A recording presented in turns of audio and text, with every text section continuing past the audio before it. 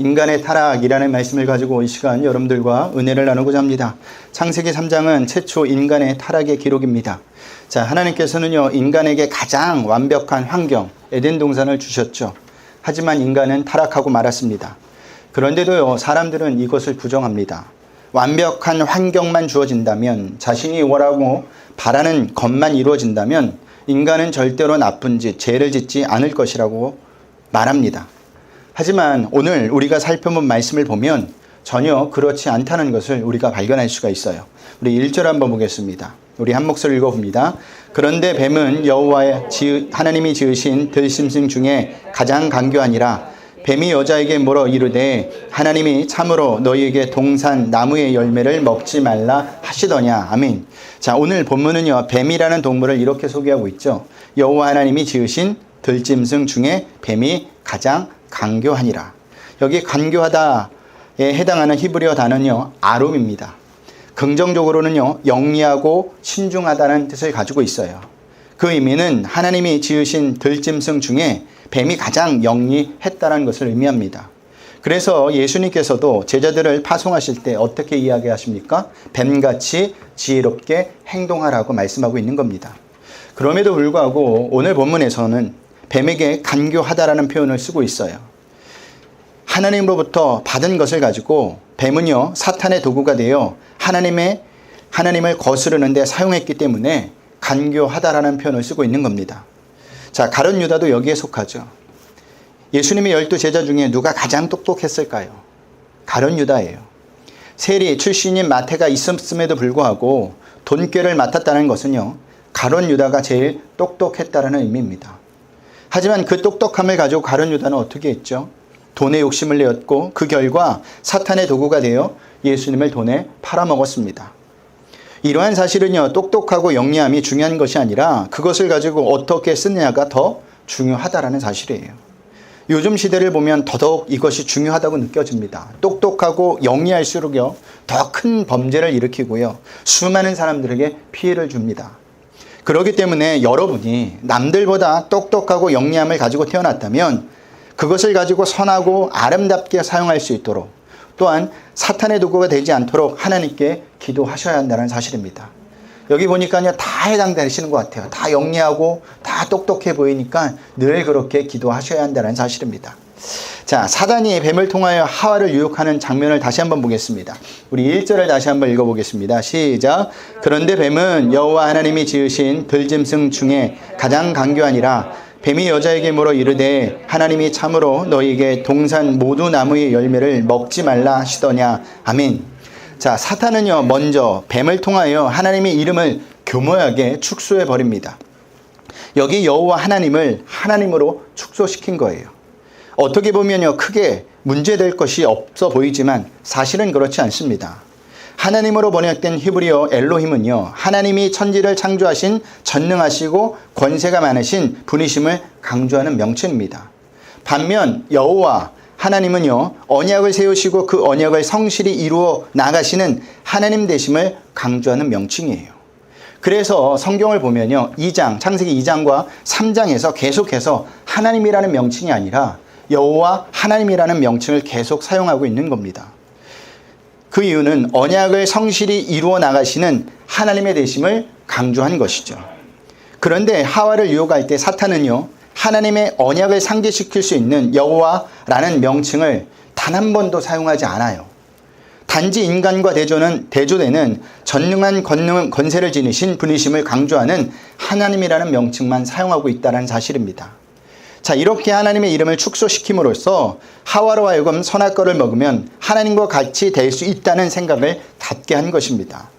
자, 그렇게 축소시킨 다음에 사단이 한 일은 이번에는 하와에게 하나님에 대해 부정적으로 질문을 던집니다.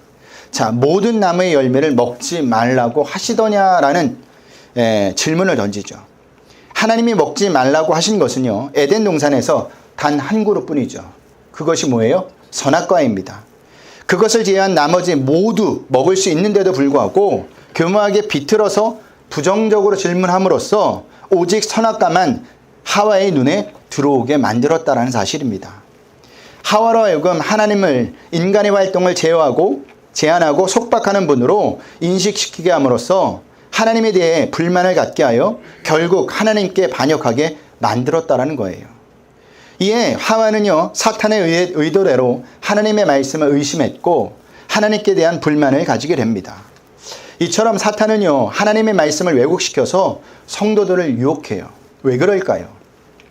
그것은요, 기독교 신앙이 바로 하나님 말씀에 기반을 두고 있기 때문입니다. 그래서 이단들이 말씀을 왜곡시켜서 성도들을 유혹하는 것입니다. 대표적인 집단이 어느 집단일까요? 그렇죠. 이렇게 얘기하면 신천지입니다. 예. 그들은요, 말씀을 가르쳐준다는 명목부터 시작을 하죠. 하지만 그들이 가르쳐준 말씀은 올바른 진리가 아닙니다. 말씀을 교묘하게 비틀어 버린 잘못된 진리예요.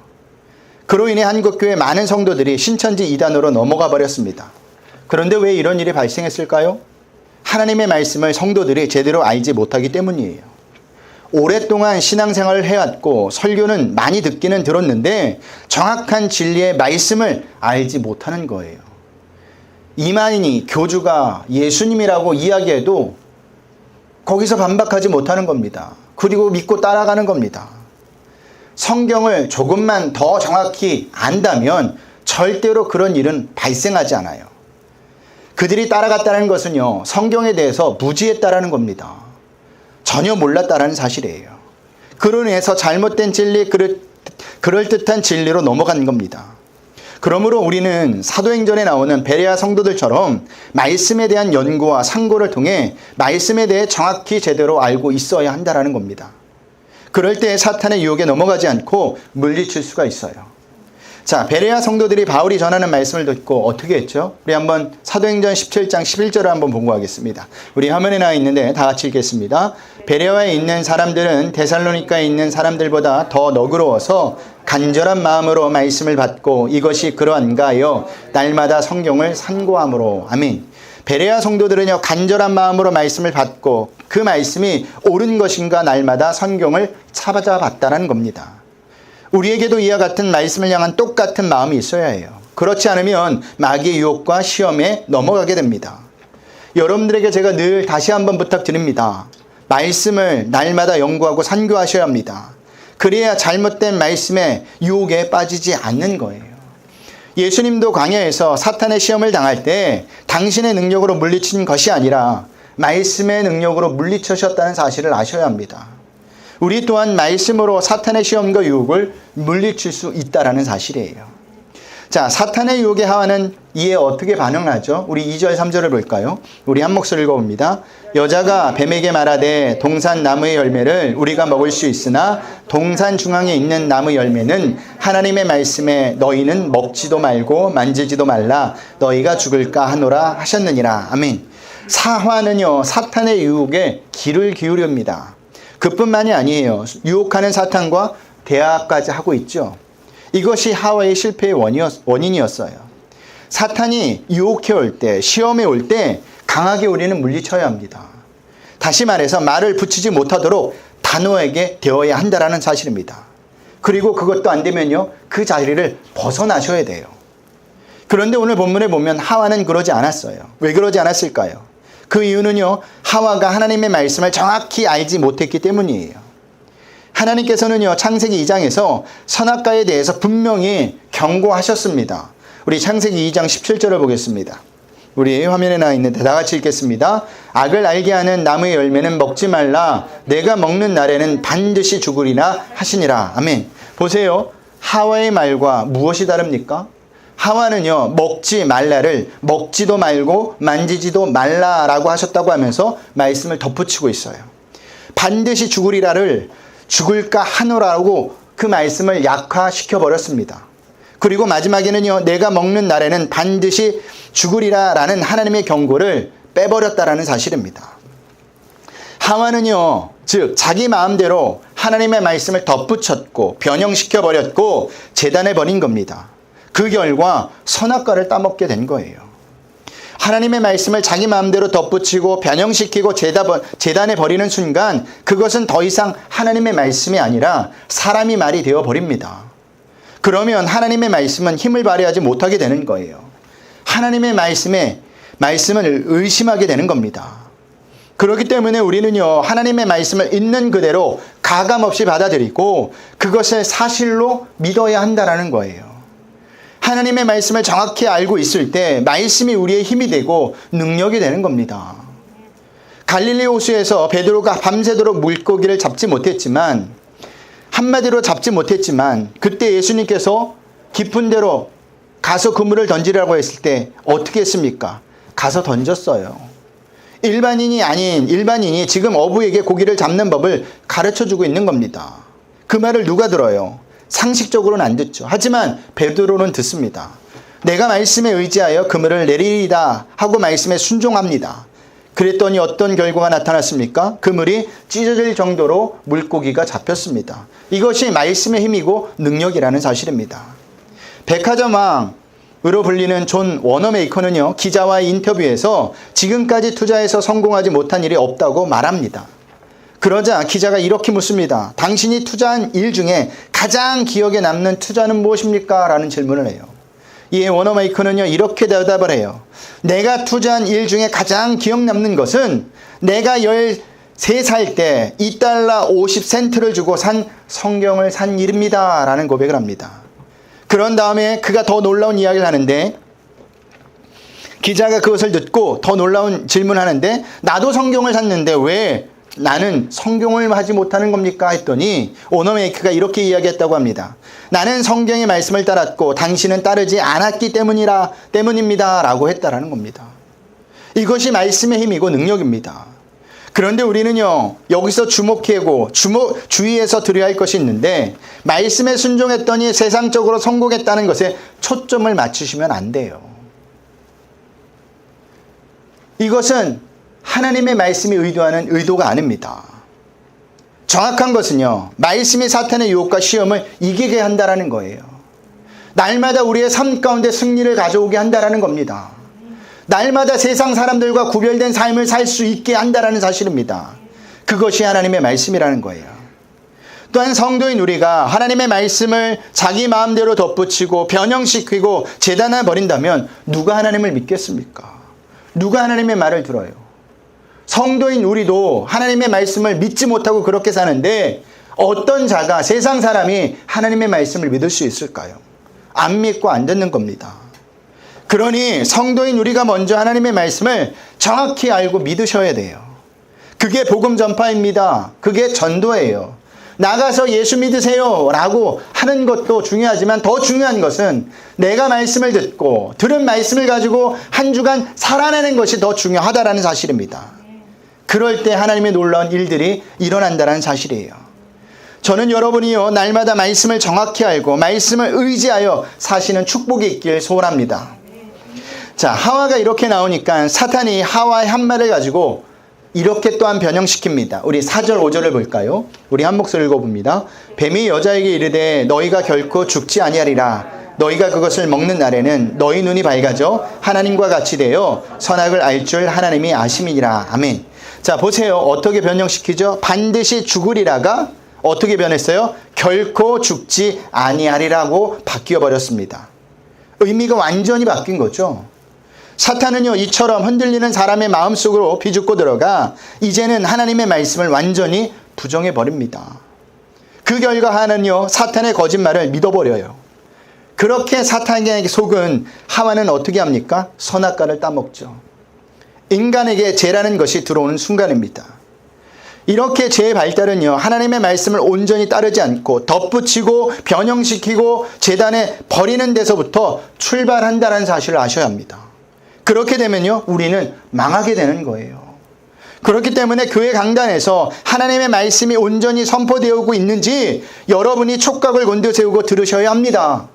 무슨 말이냐면, 제가 전하는 말씀을 무조건 아멘 순종하지 마시고 집에 가서 오늘 말씀을 다시 한번 상고하고 찾아보라는 거예요. 목사님의 말씀을 똑바로 전했나? 잘못 전했나? 오늘날 한국교회 성도들의 문제는 무엇이냐? 무조건 아멘이라는 겁니다. 무조건 아멘하고 따라간다는 사실이에요. 그것이 진리인지 아닌지를 밝히지 않아요. 그냥 목사님이 얘기했다면 다 맞는 말이라고 생각하는데 아니에요. 그렇지 않은 경우가 너무 많아요. 저도 실수할 수가 있습니다. 실패할 때가 있어요. 그럴 때 여러분들이 지적해 주셔야 합니다. 그래야 저도 살고 여러분도 사는 거예요. 무조건 제 말이 옳다고 따라오다 보면 제가 잘못되는 경우는 그럼 여러분은 어떻게 될까요? 여러분도 같이 망하는 거예요.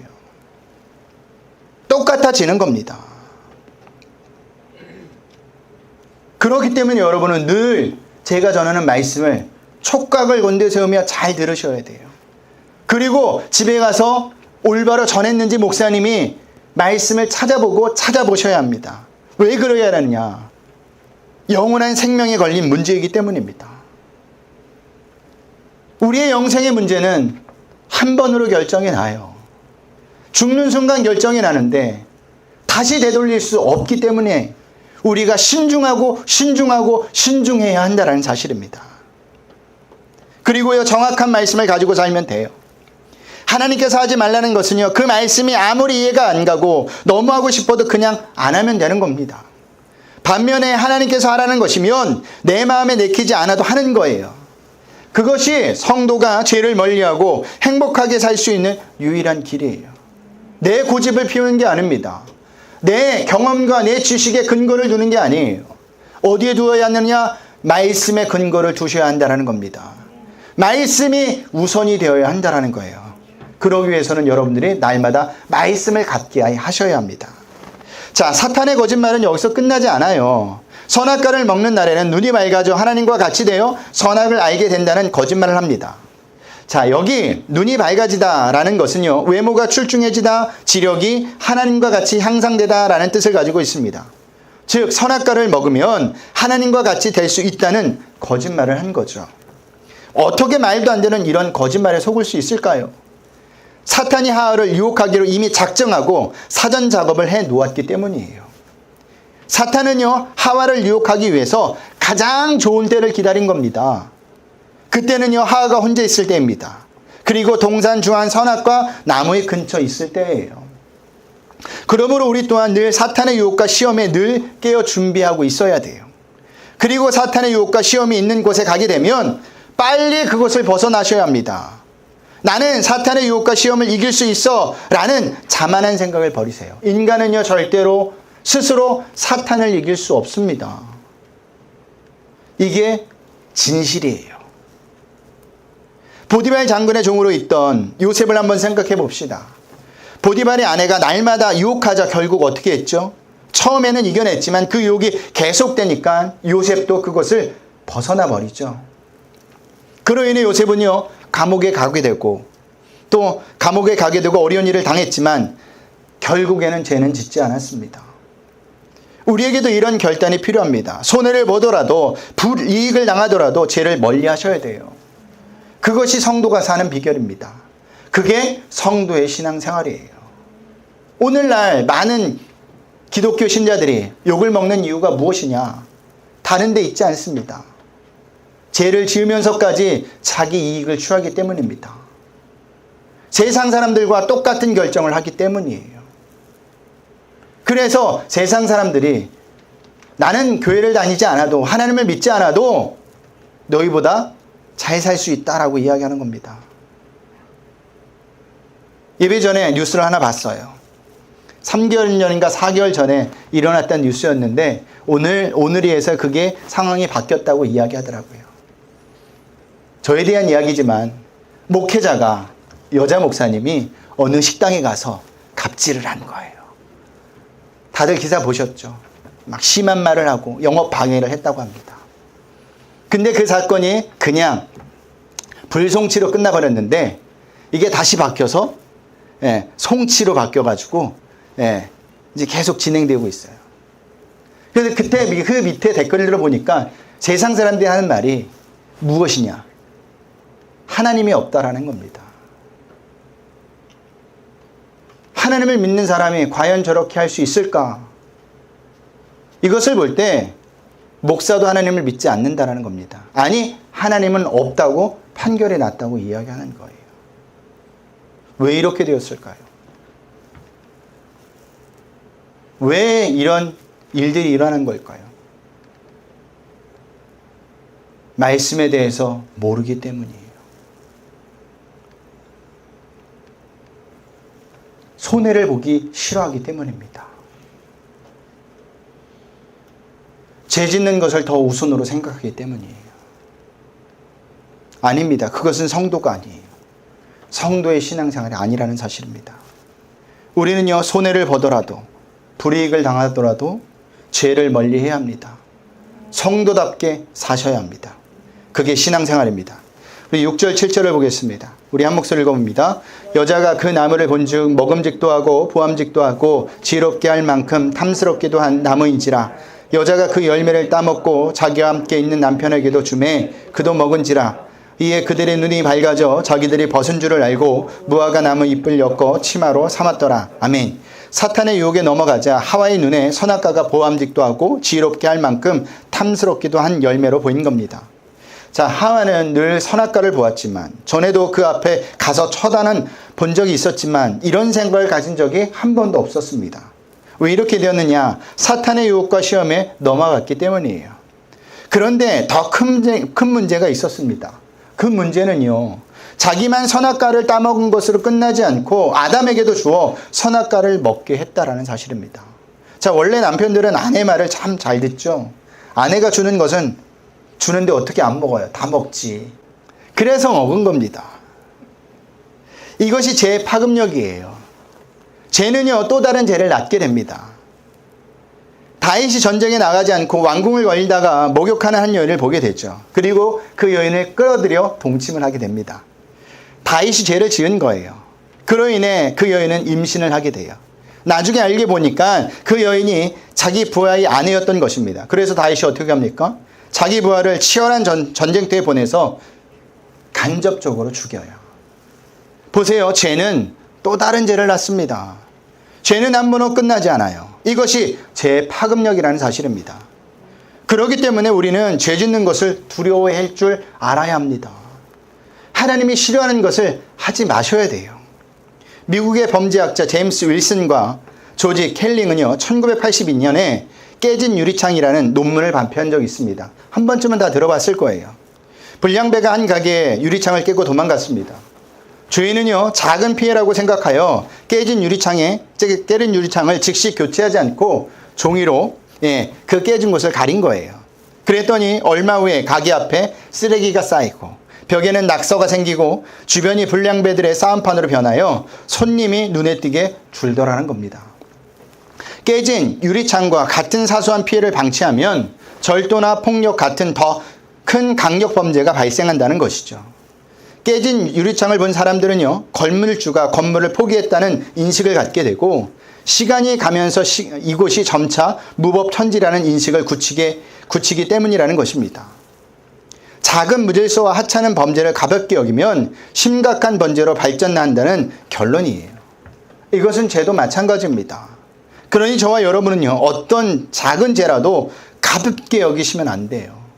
멀리 하셔야 한다는 사실입니다. 자신이 없으면 피해버리세요. 그것을 벗어나 버리세요. 그게 좋은 겁니다. 말씀을 마치겠습니다. 첫 번째 아담은요, 최고의 환경에서도 사탄의 유혹과 시험을 받아 타락했습니다. 이것이 인간의 한계예요. 이것이 저와 여러분의 한계입니다. 우리가 기도하는 제목이 무엇입니까? 하나님, 이것만 해주시면 내가 더 신앙생활 잘하겠습니다. 이것만 해결되면 내가 하나님 앞에 더욱더 충성하겠습니다. 그런데요, 과연 인간이 그럴까요? 그것만큼 준 대로 더 타락을 합니다. 하나님이 주신 것을 가지고 하나님께 더 외면하는 삶을 살아요. 제가 늘 이야기하죠. 대한민국이 축복을 받았습니다. 과거 믿음의 선배들이 이 나라를 축복해달라고 기도를 했습니다. 잘 살게 해달라고 기도했어요. 근데 얼마나 잘 살아졌죠? 정말 잘 살아졌습니다. 냉장고가 집에 2대, 3대씩 있어요. 텔레비도 각 방에 하나씩 있고요.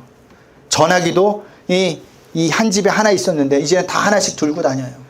굉장히 잘 살게 되었는데 그것을 가지고 우리가 하나님을 더 잘 섬기게 되었느냐? 그렇지 않아요. 하나님을 더 멀리하게 되었습니다. 더 타락의 길로 갔다라는 사실입니다. 이것이 인간의 한계예요. 그러나 두 번째 아담인 예수님은요, 최악의 환경인 광야에서도요, 사탄의 유혹과 시험을 이겨냈습니다. 무슨 차이일까요? 말씀을 정확히 알고 있느냐, 알지 못하는 애의 차이입니다. 말씀을 정확히 아는 자만이 어떤 환경에서도 사탄의 유혹과 시험을 이길 수 있습니다. 죄를 이길 수 있어요. 우리가 가지고 있는 것, 처한 환경이 문제가 되지 않아요. 내가 말씀 위에 바로 서지 못하고 있기 때문입니다. 다 핑계라는 거예요. 하나님의 말씀을 붙들고 있으면요, 환경이 문제가 되지 않아요. 내가 처한 상황이 문제가 되지 않아요. 모든 것이 하나님께 감사할 수 있다라는 사실입니다. 그러니 여러분은요, 날마다 말씀을 붙잡으셔야 돼요. 다른 말로 이야기하면 하나님이 어떤 분인지를 말씀을 통해서 정확히 알으라는 겁니다. 하나님을 아는 것이 우리의 힘이에요. 하나님을 아는 것이 우리의 능력이에요. 그러니 한 주간도 하나님의 말씀을 알기 위해서 말씀을 연구하시고 상고하시길 바랍니다. 모르는 거 있으면 물어보세요. 저도 다 알 수는 없지만 모르는 거 있으면 최대한 알려드리겠습니다. 우리가 붙잡을 것은요, 세상 지식이 아닙니다. 권력이 아니에요. 사람이 아닙니다. 돈이 아니에요. 말씀밖에 없습니다. 우리가 붙잡을 것은 오직 말씀밖에 없다는 사실을 꼭 아셔서 한 주간도 말씀 위에 서는 저와 여러분들이 되시길 주님의 이름으로 부탁드리겠습니다.